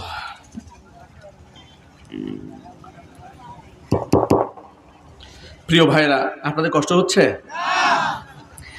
গাজীপুর জেলার কালীগঞ্জ উপজেলাতে একজন বয়োবৃদ্ধ বাবা, তিনি নিজের সন্তানকে কুড়াল দিয়ে কুপিয়ে হত্যা করলেন। এলাকার লোকেরা বললেন, আপনি যা করেছেন তো করেছেন, আপনি এলাকা ছাড়া হয়ে যান, অন্ততপক্ষে পুলিশের হাতে আপনি অ্যারেস্ট হয়ে যান। বাবা বলল, না, আমি আমার নিজ সন্তানকে, আমার কলিজার টুকরা সন্তানকে খুন করেছি নিজ হাতে। আমি প্রশাসনের হাতে আমি স্যারেন্ডার করব, আমার মনের ক্ষোভ এবং দুঃখ আমি শেয়ার করব, গোটা যা থেকে বলবো আমি ঠান্ডা মাথায় সন্তানকে খুন করেছি। আমি এই খুনের ঘটনার মধ্যে একটা বিষয় আমার হৃদয়ে এত দাগ কেটেছে, ওয়াল্লাহি ওয়া রাব্বিল কাবা। আমি যখন এই বৃদ্ধ বাবাটার মুখ থেকে যখন যে স্টেটমেন্ট আমি শুনেছি, এমনকি আমি যখন বিভিন্ন লেখার মধ্যে তিনি যে স্টেটমেন্ট পুলিশকে দিয়েছেন এটা যখন পড়েছি, আমার কলিজা ফেটে চৌচির হয়ে গেছে, একেবারে খান খান হয়ে গেছে। যেহেতু আমাদের নিজের সন্তান আছে, আপনারা যারা বসে আছেন আপনাদের সন্তান আছে না? কথা বলে আছে না? সন্তানের প্রতি বাবার মোহাব্বত কম না বেশি? কি পরিমাণ বেশি আন্দাজ করতে পারেন? বাচ্চারা একটু অসুস্থ হলে ওই রাতে আমরা বাবারা ঘুমাতে পারি না, ঠিক না? এত মোহাব্বত করি বাচ্চাদেরকে। পৃথিবীর প্রতিটি বাবা সন্তানদেরকে চোখের পুতুলি বানায় রাখেন, নিজেরা না খেয়ে সন্তানদেরকে খাওয়ান, নিজেরা ভালো না পড়ে সন্তানদেরকে পড়ান, নিজেরা ঈদের সময় ভালো জুতা কেনে না, সন্তানদের কিনে দেন। আল্লাহু আকবার বলেন। এর নামই তো বাবা, এর নামই তো মা। এই স্যাক্রিফাইস মা বাবার থাকে সন্তানের উপরে। এই বৃদ্ধ লোকটি বলছে, যখন তাকে খুন করেছে, খুন করে যখন লাশ মর্গে নেওয়া হচ্ছে, লাশটাকে জড়ায় ধরে এই বৃদ্ধ বাবাটা বলেছে, বাবা আমি তোরে খুন করতে চাই নাই, আমি তোরে হত্যা করতে চাই নাই, এই নেশা তোকে শেষ করে দিয়েছে। বৃদ্ধ বাবাটিকে যখন প্রশ্ন করা হলো, আপনি সন্তানকে মারলেন কেন? বৃদ্ধ বাবাটি বলছে, আমি আমার সন্তানকে ঠান্ডা মাথায় জন্য খুন করেছি। আমার ছেলের ড্রাগসে এমন অ্যাডিক্টেড ছিলেন, এমন মাদকাসক্ত ছিল, একমাত্র ছেলে ঘরের মধ্যে এমন অন্যায় করেছে, মাদকের টাকা দিতে না পারলে ওর মাকে আমার সামনে ধরে ধরে পিটিয়েছে। ছেলে মাকে পিটিয়েছে। বৃদ্ধ বাবা বলছে, আমার সামনে আমার স্ত্রীকে পেটায়। এই দৃশ্যগুলো দেখতে দেখতে দেখতে দেখতে আমি আর সহ্য করতে পারিনি। একটা পর্যায়ে আমি আমার নিজ হাতে নিজের সন্তানকে খুন করেছি, পুলিশের সামনে আমি স্যালেন্ডার করলাম। আমি পুরা জাতিকে এই মেসেজটা দিতে চাই, আর আল্লাহর কাছে এই দোয়া করি, আমার সন্তানের মতো আর কোনো সন্তান যেন মাদকাসক্ত হয়ে দুনিয়া থেকে বিদায় হতে না হয়। কথা বলেন ঠিক কিনা? মাদক একটা সমাজকে শেষ করে দেয়, একটা জেনারেশনকে ধ্বংস করে দেয়, একটা জাতিকে পঙ্গু বানায় দেয়, একটা মানুষের জীবনকে শেষ করে দেয়, তার গোটা সুন্দর লাইফ, উজ্জ্বল ভবিষ্যৎটাকে একেবারে ধ্বংস বানায় দেয় এই মাদক। যে মাদক ইসলামের ১৫০০ বছর আগে সম্পূর্ণ টোটালি হারাম করে দেওয়া হয়েছে। চিল্লায় কেন আল্লাহু আকবার। আমরা এই ইসলাম নিয়ে গর্ববোধ করি, আমরা আনন্দিত, আমরা উচ্ছ্বসিত, আমরা গর্বিত। কোরআন এবং সুন্নাহ নামক দৌলত আল্লাহ পাক আমাদের উপহার দিয়েছেন। আপনারা খুশি হন নাই? আল্লাহর নবী কি বলেন শোনেন। আল্লাহর হাবিব বলেন, ইন্না হাদাল কোরআনা সাবাবুন, কোরআন হচ্ছে এমন একটা রশি, তরফুহু বিআইদিল্লাহি ওয়া তরফুহু বিআইদিকুম, এই রশির এক মাথা আল্লাহর হাতে, আরেক মাথা বান্দা তোমাদের হাতে। লান তাদিল্লু ওয়া লান তাহলিকু বাদাহু আবাদা, এই কোরআন নামক রশিটা যদি মজবুত ভাবে ধরে রাখতে পারো, তাহলে আমি নবীজি সাল্লাল্লাহু আলাইহি ওয়াসাল্লাম সাক্ষী দিয়ে গেলাম কোনদিন তোমরা ধ্বংস হবে না। সুবহানাল্লাহ বলেন, আল্লাহু আকবার বলেন। আমার ভাইয়েরা, আমার সামনে অসংখ্য যুবক ভাইরা বসে আছেন। বাবা মা আমাদের মাথার তাজ, মাথার মুকুট। যাদের বাবা মা বেঁচে আছেন আল্লাহ পাক যেন হায়াতে তয়্যিবা দান করেন, জোরে জোরে কোন আমিন। যাদের বাবা মা দুনিয়া থেকে চলে গেছেন আল্লাহ পাক জান্নাতুল ফেরদাউসের সুউচ্চ মাকাম দান করেন। প্রিয় যুবক ভাইরা আমার, মাদকের সাথে মুসলমানের কোনো সম্পর্ক থাকতে পারে না। নবী করিম সাল্লাল্লাহু আলাইহি সাল্লাম বলেছেন ১৫০০ বছর আগে, সালাসাতুন কাদ হারামাল্লাহু আলাইহিমুল জান্নাহ, তিন শ্রেণীর মানুষের জন্য আল্লাহ পাক তার জান্নাতকে হারাম করে দিয়েছেন। এক নাম্বার হচ্ছে মুদমিনুল খামরি, যারা মদ্যপান করে তাদের জন্য আল্লাহ পাকের জান্নাত হারাম। দুই নাম্বার হচ্ছে ওয়ালাকু, পিতা মাতার অবাধ্য সন্তান যারা, তাদের জন্য আল্লাহর জান্নাত হারাম। তিন নাম্বার হচ্ছে ওয়াদাইয়ুসুল্লাযী ইউকিররু ফি আহলিহিল খাবাস, ওই দায়ুস পুরুষ, যে দায়ুস পুরুষ তার অধীনস্থ নারীদেরকে অশ্লীল কাজে লাগায় রাখে, বেপরদায় রাস্তায় চালায় কিন্তু প্রতিবাদ জানায় না। এমন তিন ব্যক্তির জন্য আল্লাহর জান্নাত আল্লাহ হারাম করে দিয়েছেন। এক নাম্বার যে মদ্যপান করে, নবী করিম সাল্লাল্লাহু আলাইহি ওয়াসাল্লাম বলেছেন, যে ব্যক্তি মদ্যপান করে সে যদি এক ঢোকও মদ পান করে, এক ঢোক, তাহলে ৪০ দিন পর্যন্ত তার কোনো সিজদা আল্লাহর দরবারে কবুল হবে না। চিৎকার দেখো নাউজুবিল্লাহ। কোন মুসলমান এটা কি বরদাস্ত করতে পারবে যে আমার ৪০ দিনের নামাজ বেকার হয়ে যাবে? যেই আমলের সাথে আমার মুসলমানিত্বের সম্পর্ক, যে সিজদার সাথে আমার পরিচয়ের সম্পর্ক, আমি যে মুসলমানের পরিচয় হচ্ছে নামাজ, আল্লাহু আকবার বলে, সেই নামাজ আল্লাহর কাছে কবুল হবে না কতদিন? ৪০ দিন তার কোনো সিজদা আল্লাহর দরবারে কবুল হবে না। সেই মাদকের সাথে আমার যুবক ভাইদের কি কোনো সম্পর্ক থাকতে পারে?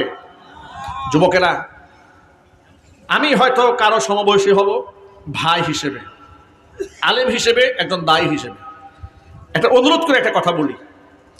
আপনি হয়তো ভাবেন যে হুজুর আমি তো মদ খাই না, আমি সিগারেট খাই। আছে না নাই? শুধুমাত্র এই খুলনার মনে হয় কেউ এই সিগারেট টিগারেট খায় না, আছে নাকি? তারা হয়তো ভাবতে পারেন যে হুজুর আমি তো মদ টদ খাই না, একটু টুকটাক সিগারেট খাই, মাঝে মাঝে একটু গাঞ্জা গুঞ্জা খাই আর কি। এরকম যদি কেউ মনে করে থাকেন তাহলে আমি অত্যন্ত বিনয়ের সাথে বলছি, আপনার ভাই হয়ে বলছি, আলেম হয়ে বলছি, দেখুন, যে ব্যক্তি মদ্যপান করছে, মদখোর হয়েছে, ওই একদিনে মদখোর হয় নাই। ঠিক কিনা বলেন? ওই একদিনে মদখোর হয় নাই। মদখোর বন্ধুর সাথে মিশে ধীরে ধীরে সে মদখোর হয়েছে। আজকে যে লোকটা বিড়ি খায়, সেই লোকটা একদিনে বিড়িখোর হয় নাই। তার বিড়িখোর বন্ধু তাকে একদিন বলেছে, দোস্ত একটু টান দিয়ে দেখো, সব টেনশন শেষ। একদিন এক ঢুক খেয়েছে, আরেকদিন আরেকটু টান দিয়েছে, এমন একদিন, দুদিন, ৩ দিন টান দিয়ে সে এখন জাতীয় বিড়িখোরে পরিণত হয়ে গেছে। কথা বলে ঠিক কিনা? আচ্ছা, পাবনা পাগলা গারদের নাম শুনেছেন? পাবনা হেমায়েতপুরে। আমি পাবনা পাগলা গারদের একটা ইতিহাস আপনাদেরকে শোনাই। আমি মাহফিলে গিয়েছি বহুবার পাবনাতে। একবার হেমায়েতপুরে পাগলা গারদের পাশে মাহফিল। স্বভাবতই মনের মধ্যে একটা স্বপ্ন আসলো যে ছোটবেলা থেকে শুনি পাবনা পাগলা গারদে এই আছে, তো দেখি পাগলটা কি করে, একটু দেখে আসি গিয়ে। মাহফিল কর্তৃপক্ষ আমাকে নিয়ে গেলেন সেখানে। তো সন্ধ্যার পরে বিকেল টাইমে সাধারণত সেখানে ঢোকা নিষেধ। দায়িত্বশীল লোকেরা আমাকে ফেস দেখে চিনতে পেরেছে যে হুজুর ওয়াজ করতে আসছে, সে উপলক্ষে একটু ভিজিট করবে। দায়িত্বশীল লোকেরা বলে, হুজুর তাহলে ভালোই হয়, আপনি আসেন, একটু এদের জন্য দোয়া করেন, আল্লাহ পাক যেন এদেরকে সুস্থতার জীবন দান করেন। আমি ঢুকলাম। ঢোকার পরে বেশ কিছু আপনার ওয়ার্ড ঘুরে ঘুরে দেখলাম। এর মধ্যে এত সুঠাম দেখি সুশ্রী চেহারা কিছু যুবকদেরকে দেখলাম, এত স্মার্ট, খুব সুন্দর ছেলে কিছু দেখলাম সেখানে। মনেই হলো সে সম্ভ্রান্ত পরিবারের ছেলে। একজনে আমাকে বলে ফেলছে, হুজুর, আমাকে দেখে বলতেছে, সালাম দিয়ে বলে, হুজুর আমি কিন্তু আপনার ইউটিউবে সবসময় বয়ান শুনি। আমি শুনে তো হতবাক হয়ে গেছি, এই পাগলে কি কয়, পাগল নাকি আমার বয়ান শুনে? বলে, হুজুর আমি পাগল তো ছিলাম না, একটা সময় তো ভালো ছিলাম, তখন শুনছি। এই যে মাথায় একটু সমস্যা হওয়ার পরে বাপ মা এখানে শিকল দিয়ে বাইন্ধে নিয়ে আসছে। আমি তখন জিজ্ঞেস করলাম যে ভাই কি সমস্যা আপনার? ছেলেটা আমাকে বলে, হুজুর আমি ড্যান্ডি ঘাম দিয়ে নেশা করতাম। আমি বললাম, ড্যান্ডি ঘাম কি? ড্যান্ডি ঘাম হচ্ছে জুতার ঘাম। জুতার ঘাম পলিথিনের মধ্যে ঢুকায় নাকি নাক দিয়ে শুকলে এটা একটা নেশা হয়। আমি বললাম, এটা কোনো কথা হইল? বলে, হ্যাঁ হুজুর আমি এটা করেছি। এরপরে কি হয়েছে আপনার? বলে, এটা করে একটা সময় আমি এমন নেশাগ্রস্ত হয়েছি, যদি ড্যান্ডি ঘাম দিয়ে নেশা না করতাম আমি এত ক্ষিপ্ত হতাম যে আমি এই আমার হাত দিয়ে দেয়াল ঘুষাই আর দেয়াল ভাঙতে চাইতাম। দেয়াল কি ভাঙা যায়? পরে আমার হাত দেখালো, হুজুর এই দেখেন আমার এই হাতগুলো সব জখম হয়ে গেছে। আমার বাপ মা যখন আমার এই অবস্থা দেখেছে তখন আমাকে ধরে বেঁধে এই পাবনা দিয়ে গেছে। এখন মোটামুটি একটু সুস্থ আছি, আমার জন্য দোয়া করবেন। আমি তাকে জিজ্ঞেস করলাম, আচ্ছা এই ড্যান্ডি গান দিয়ে আপনি নেশা করতেন? বলে, হ্যাঁ করতাম। এটা আপনি শিখলেন কোত্থেকে? বলে, হুজুর আমাদের মহল্লার কিছু বন্ধু বান্ধব ছিল আমার। এই তথ্যটা বোঝাবার জন্য এই ঘটনা অবতারণ আপনাদের সামনে করেছে। আমার এক বন্ধু ছিল, সে কি রাশেদ না খালেদ কি এক নাম বলেছে, এক্স্যাক্টলি আমার মনে নাই। সে বলেছে ওর সাথে একদিন ঘুরতে গেছিলাম, যাওয়ার পরে সেই দোস্ত আমারে বললো, দোস্ত এটার গ্রানটাই এত মজা, তুমি যদি নাও তোমার সব টেনশন শেষ। এরপর প্রথম দিন নিয়েছি, দেখলাম একটু খারাপ লাগছে। দ্বিতীয় দিন নিয়েছি, এবার আস্তে আস্তে নিয়ে আমি এমন অবস্থা হয়েছে আমার, ওই ড্যান্ডি ঘাম ছাড়া আমার চলেই না। আমি আমার উপস্থিত সকল যুবক ভাইদেরকে এখান থেকে একটা শুধুমাত্র বোঝাবার জন্য বলি, দেখেন জীবন্ত কোরআন ১৫০০ বছর আগে বলেছে আপনি কার সাথে চলবেন। আগে কোন আল্লাহু আকবার, চিল্লায় কোন আল্লাহু আকবার। কোরআন মাজিদের মধ্যে আল্লাহ রাব্বুল আলামিন বলে দিয়েছেন কাকে আপনি বন্ধু বানাবেন। ইয়া আইয়ুহাল্লাযীনা আমানুত্তাকুল্লাহা ওয়া কুনু মা'আস সাদিকিন। হয় ইমানদারগণ আমি আল্লাহকে ভয় করো, ওয়া কুনু মা'আস সাদিকিন, এবং সাদিকিনদের সাথে ওঠা বসা করো, তাদের সাথে জীবন যাপন করো। আপনার বন্ধু বানায় দিবেন এলাকার ইমাম সাহেবদেরকে, খতিব সাহেবদেরকে, মুয়াজ্জিন সাহেবদেরকে, বিভিন্ন মাদ্রাসার মুফতি মুহাদ্দিস, হক্কানি পীর, আল্লাহর ওলি যারা, তাদের সাথে সুসম্পর্ক রাখবেন। জীবন ঘনিষ্ঠরা বলে তাদের কাছে পরামর্শ নেবেন, দেখবেন আপনার জীবনটা আল্লাহ পাক পবিত্র বানিয়ে দিয়েছে। কোন মিথ্যাবাদী, লম্পট, ধোঁকাবাজ, দুশ্চরিত্র ব্যক্তিদেরকে বন্ধু বানাবেন না। আপনি হয়তো মনে মনে ভাবেন আমার বন্ধু খুব খারাপ মানুষ, লুচ্চা বদমাশ, কিন্তু আমি খুব ভালো মানুষ। এত ভালো মানুষে আপনি থাকতে পারবেন না। আপনার অজান্তেই ও আপনাকে এমন জায়গায় নিয়ে যাবে যে আপনার চরিত্র শেষ। কথা বলতে হবে ভাই, ঠিক কিনা বলেন?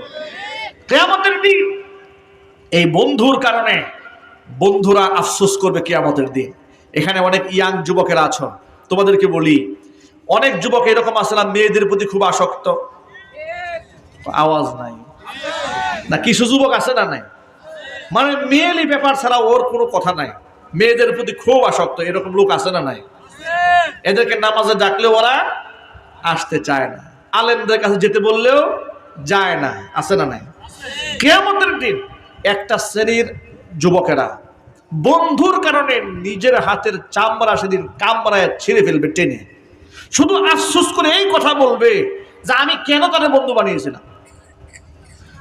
ছোট্ট একটা ঘটনা শুনলে আপনারা সহজে বুঝতে পারবেন। আল্লাহর নবী সাল্লাল্লাহু আলাইহি সাল্লাম ১৫০০ বছর আগে যখন ইসলামের দাওয়াত দিচ্ছিলেন, তখন মক্কাতুল মুকাররমার এক ছিল কুখ্যাত কাফের ছিল একজন, তার নাম ছিল উকবা ইবনে আবি মুইত। এই উকবা ইবনে আবি মুইত মক্কার এক কুখ্যাত কাফের ছিল, ধনকুবের মালিক ছিল, আন্তর্জাতিক মানের ব্যবসায়ী ছিল। যখন পৃথিবীর অন্যান্য দেশ থেকে বাণিজ্য করে সে এলাকায় আসতো, এলাকার সমস্ত মানুষদেরকে সে দাওয়াত দিয়ে নিজের বাড়িতে খাওয়াতো। এলাকার সমস্ত মানুষদেরকে, সম্ভ্রান্ত ব্যক্তিদেরকে যখন নিজের বাড়ি দাওয়াত দিয়েছে, সেই সম্ভ্রান্ত ব্যক্তিদের তালিকায় আমার নবীজির নাম আছে না নাই?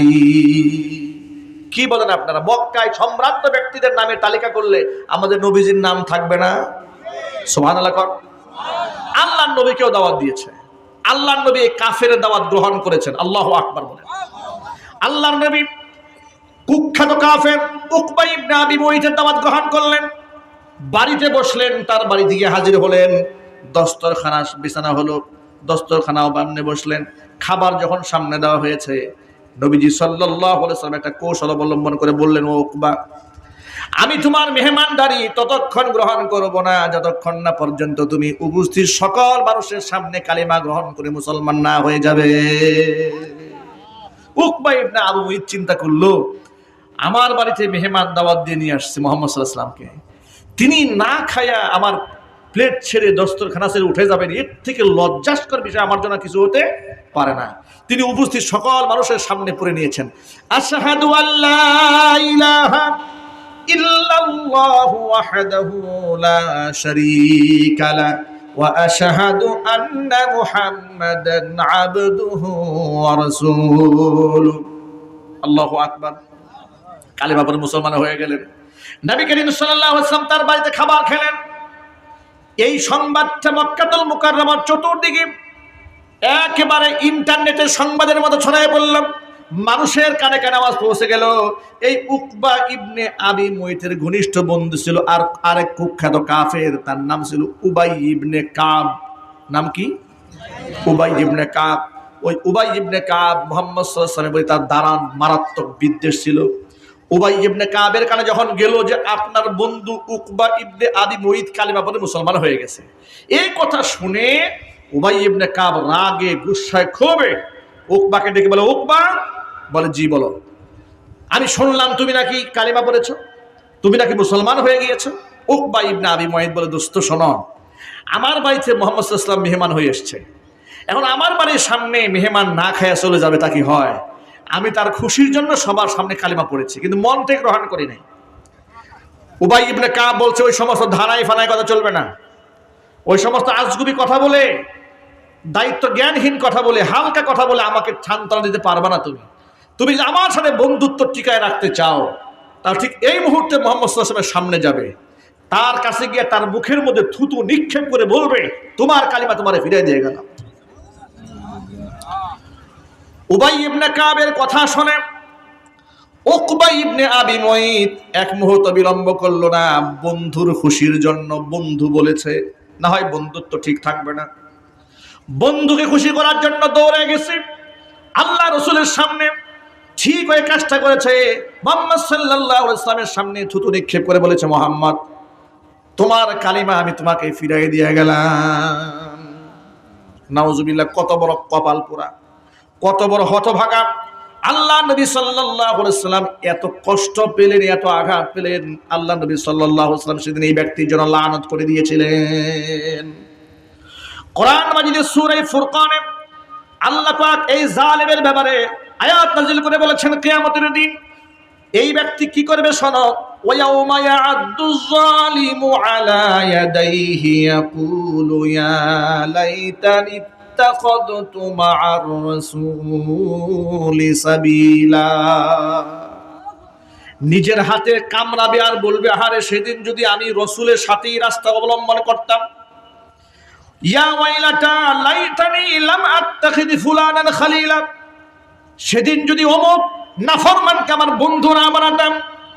লাকাদ আদাল্লানি আনিদ যিকরি বাদা ইয জাআনি, আমার কাছে হেদায়েত আসার পরে সে আমাকে গোমরা বানিয়ে দিয়েছে। ওয়া কানা শাইতানু লিল ইনসানি খাযুলা, শয়তান মানুষের জন্য মারাত্মক শয়তান, শয়তান মানুষের জন্য প্রবঞ্চক। আমার প্রিয় ভাইয়েরা, একটা জিনিস বুঝাতে চাই, কিয়ামতের দিন উকবা ইবনে আবি মুঈত নিজের হাতে চামড়া কামড়াবে, আফসোস করে বলবে, আরে আমি যদি সেদিন মুহাম্মদ সাল্লাল্লাহু আলাইহি ওয়াসাল্লামের সাথেই থাকতাম, আমার বন্ধু উবাই ইবনে কাবের সাথে যদি না চলতাম, তাহলে আমার জীবনটা ভালো হয়ে যেত। আজকের এই সমাজে অসংখ্য যুবকেরা নষ্ট হয়ে যায়, অসংখ্য যুবকরা চরিত্র হারিয়ে ফেলে দুশ্চরিত্র বন্ধুর কারণে। অসংখ্য যুবকেরা সিগারেটে আসক্ত হয়, ইয়াবাতে আসক্ত হয়, নারীতে আসক্ত হয়, পর্ন ভিডিওতে আসক্ত হয় লম্পট বদমাশ বন্ধুদের কারণেই। ঠিক কিনা বলেন? সুতরাং যুবকেরা, ইমানদারদেরকে সাথী বানাতে হবে, আলেম ওলামাদেরকে বন্ধু বানাতে হবে। আমরা পারবো না ইনশাআল্লাহ?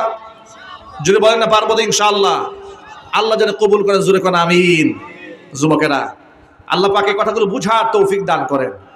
নবী করিম সাল্লাল্লাহু আলাইহি ওয়াসাল্লাম এই কোরআন দিয়ে এমন একটা সমাজ বিনির্মাণে সক্ষম হয়েছিলেন। হুজুর বলেছেন, খায়রুল কুরুনি কারনি, পৃথিবীর শ্রেষ্ঠ যুগ হচ্ছে আমি মুহাম্মদ সাল্লাল্লাহু আলাইহি ওয়াসাল্লামের যুগ। আমরা সেই কোরআনের যুগ ফিরে আনতে চাই, ইনশাআল্লাহ বলেন। ঘরে ঘরে কোরআন থাকুক, এটি আমরা চাই না? জোরে বলুন, চাই না? কিন্তু বাতিলরা চায় না। এই জন্য ওরা প্রথম টার্গেট নিয়েছে একেবারে প্রাইমারি স্কুল থেকে শুরু করে মাস্টার্স ডিগ্রি পর্যন্ত যেন সব জায়গা থেকে কোরআনটাকে সরিয়ে দেওয়া যায়, এই চেষ্টায় ওরা চালিয়ে যাচ্ছে। কিন্তু ওই চেষ্টা এই দেশে আমরা বাস্তবায়িত হতে দেব না। বলেন না ইনশাআল্লাহ? জোরে বলেন ইনশাআল্লাহ। আমাদের বাচ্চাদেরকে আমরা হাফেজ বানাবো, আলেম বানাবো, দায়ী বানাবো, কোরআনে কারিমের দায়ী বানাবো, কোরআনে কারিমের হাদি বানাবো, কোরআনে কারিমের পথে মানুষকে ডাকবে, আহ্বান করবে, আল্লাহর পথের মুজাহিদ বানাবো। ইনশাআল্লাহ বলতে পারলেন না? এই হিম্মত কি সবার আছে অন্তরে? এই যে আজকে বাচ্চারা কোরআনে কারিমের হাফেজের মাথায় পাগড়ি পেয়েছে, আমরা চাই না আমাদের কলিজার টুকরা সন্তানের মাথায় পাগড়ি পড়ুক? ইনশাআল্লাহ বলেন। যে কথা বলতে গিয়ে এতগুলো কথা টেনেছি, আমার সেই বৃদ্ধ বাবা কালীগঞ্জের, সে বলেছে, আমি চাই না যে আমার সন্তানের মতো কোনো সন্তান এভাবে বাবার হাতে খুন হোক। একটা বাবা তার সন্তান, কলিজার টুকরা একমাত্র সন্তান, যাকে নিয়ে তার সুখ, তার স্বপ্ন সব ছিল, সেই বাবা তার সন্তানকে এমনিতেই কুপায়ে হত্যা করে নাই। আর এটা হয়েছে একমাত্র এই সমাজ ব্যবস্থা দুর্গন্ধময় হওয়ার কারণে। আমি দুঃখের সাথে বলি, 90 থেকে 95% অধ্যুষিত, মুসলিম অধ্যুষিত এই দেশে মাদক নিরাময় কেন্দ্র আছে, মাদক নিয়ন্ত্রণ আইন আছে। আমরা মাদক নিরাময় কেন্দ্র দেখতে চাই না, আর মাদক নিয়ন্ত্রণ আইনও দেখতে চাই না, মাদক নিষিদ্ধের আইন বাংলাদেশে দেখতে চাই। কথা বলতে হবে, ঠিক কিনা বলেন? জাতীয় সংসদে অধিকাংশ এমপি মন্ত্রীরা মুসলমান, কেন তারা কোরআনে কারিমের পক্ষে কথা বলতে পারবেন না? তারা আমাদের ওয়াজ মাহফিলে এসে যখন বড় বড় লেকচার দেন, আমরা এই করেছি, হ্যান করেছি, ত্যান করেছি, আপনারা বলছেন যে ভাই আল্লাহর ওয়াস্তে আপনাদের কাছে সবই নয়, দাবি আমাদের, আপনাদেরকে আমরা মাথায় তুলে রাখবো। শুধু আমাদের ডিমান্ড একটা, আপনারা জাতীয় সংসদে দাঁড়িয়ে বলবেন আমরা মাদক মুক্ত দেশ করতে চাই, আর রাষ্ট্রীয়ভাবে মাদককে আমরা নিষিদ্ধ করতে চাই। এই পক্ষে আপনারা আছেন না ইনশাআল্লাহ? কারা কারা আছেন যুবকরা হাত দেখে তো ইনশাআল্লাহ? আল্লাহ তুমি কবুল করে নাও, জোরে কর না আমিন।